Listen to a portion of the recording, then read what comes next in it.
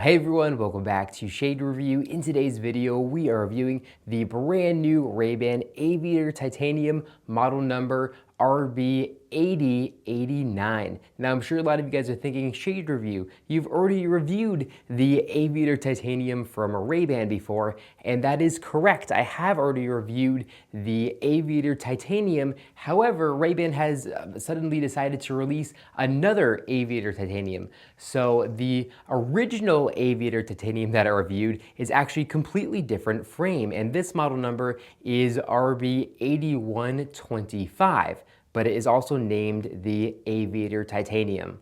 So Aviator Titanium and Aviator Titanium here. Completely different frames with the exact same name, but a different model number. So we're gonna kind of get into the difference between both of these two frames. But in today's video, it's gonna be mainly reviewing the new 8089 Aviator Titanium. So hopefully that kind of clears up some of the confusion here. I know I was certainly confused when I first saw these on Ray-Ban's website. I'm like, wait, these aren't new. And then I actually took a look at them and they are completely different than those other frames. But I guess first off, we have to thank today's video sponsor, our own website, shadereviewstore.com, the absolute best place to buy designer sunglasses, up to 80% off the original MSRP. Again, the website there is shadereviewstore.com. Check it out. Now, as far as dimensions go, these frames have 58mm lenses and a 14mm bridge, and it's the standard size of the sunglasses. They also do produce these with a larger lens size, which has 62mm lenses and a 14mm bridge, but they do not produce them in a smaller lens size.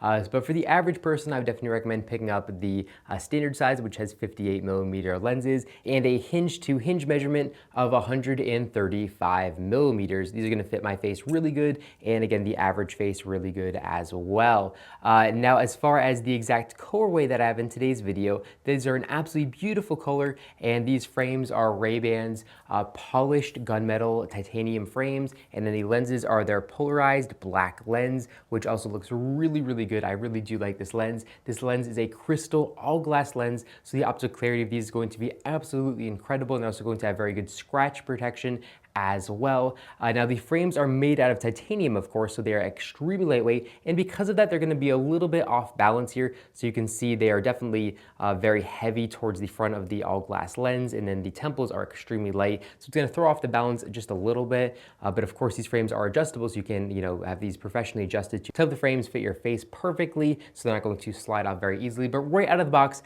these frames fit my face absolutely perfectly. They don't fall off when I look down or anything like that. Now, as far as the build quality goes, these frames are built extremely well. They have 3-barrel all-metal hinges, which feel absolutely incredible. They feel like butter, honestly, when I open them up and closing them. Just absolutely fantastic. And then the finish here on the titanium looks really nice as well. Now, these frames are made in Japan, which is a really good thing. Japan makes some of the absolute best eyewear in the industry, and of course, their titanium work is really unparalleled. And here, if we take a look at the inner right temple, you can see it says Ray-Ban made in Japan. And then here on the very top bridge of the sunglasses, we can see it says Ray-Ban titanium made in Japan there as well. And then if we take a look here at the inner left temple of the frames, we can just see the exact model number and color code information. Now, if we move down to the inside left ear rest of the frames, we can see it does say Aviator Titanium there, kind of for authentication purposes. And it's gonna kind of be etched into the ear rest. And because of that, you can actually kind of slightly feel it when putting the sunglasses on the face. It's mostly smooth, but you can definitely feel a little bit something. So it's a little bit weird to, when you're putting on the frames, feel something on that side of the ear and then nothing on this side of the ear. So a little bit different, but once you start wearing the frames, I haven't had an issue with them being uncomfortable because of that, but definitely something I thought was interesting here. Now, if we take a closer look to just the front of the frames, we can see they look identical to an original Aviator frame, and they do have a painted on Ray-Ban logo here in the top right corner of the lens, and the little P after that stands for polarized. So if your pair has polarized lenses, they'll have the little P, and then we can also see a little etched RB logo here for authentication purposes. Now, if we move down to the outside temples of the frame, we can see a little etched Ray-Ban logo there, which is really classy. It's not loud and looks really nice. It's kind of discreetly etched into the frame, and that looks pretty good. These frames also feature fully titanium nose rests with a little etched RB logo there for authentication purposes, and they kind of have a brushed metal appearance to them, and they look really nice. And then if we take a look here at the inside under bridge temple, we can see it does say Ray-Ban 815814. And of course, that's there for authentication purposes. Now I'm going to go ahead and pop back on the original Aviator Titanium. And again, the model number for these is 8125 to give you guys a quick little comparison. So here we have I'm calling them original Aviator Titanium, again RB 8125, and here we can see they have flat lenses and they have a ton of etching and detail here on the frames. They just look really, really, really beautiful and nice. I believe these are in the antique gold or something like that colorway, which is really special as well. And this is just a really good looking pair of frames. Actually one of my favorite from Ray-Ban they've released in a long time. Of course, the flat lenses are not going to be nearly as practical as the standard lenses on the new Aviator Titanium, if you will.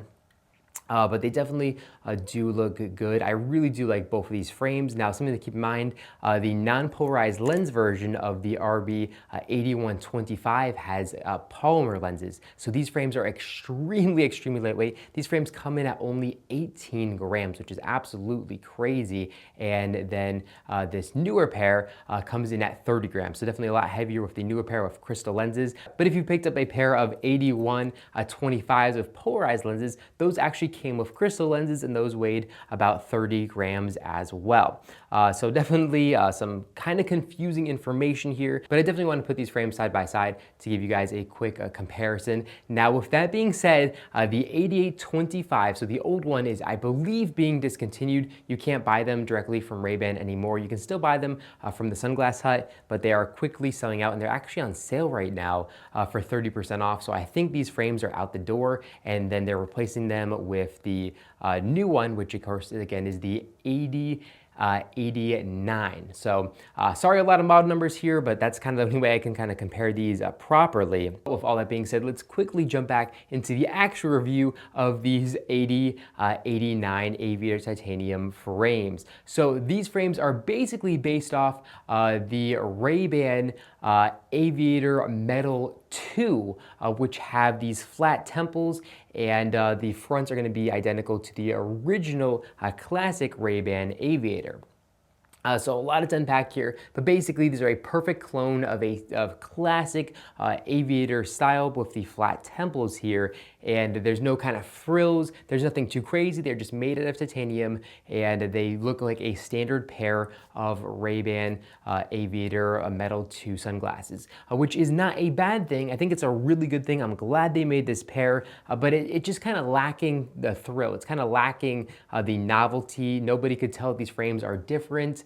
Even though they are made of titanium, nobody's going to know, which, you know, for some people that's cool and for some people it's not. Personally, I do like the kind of thrills of the original one where they had all that beautiful etching and handcrafted work, which really kind of, you know, put the titanium in full force as far as the styling goes.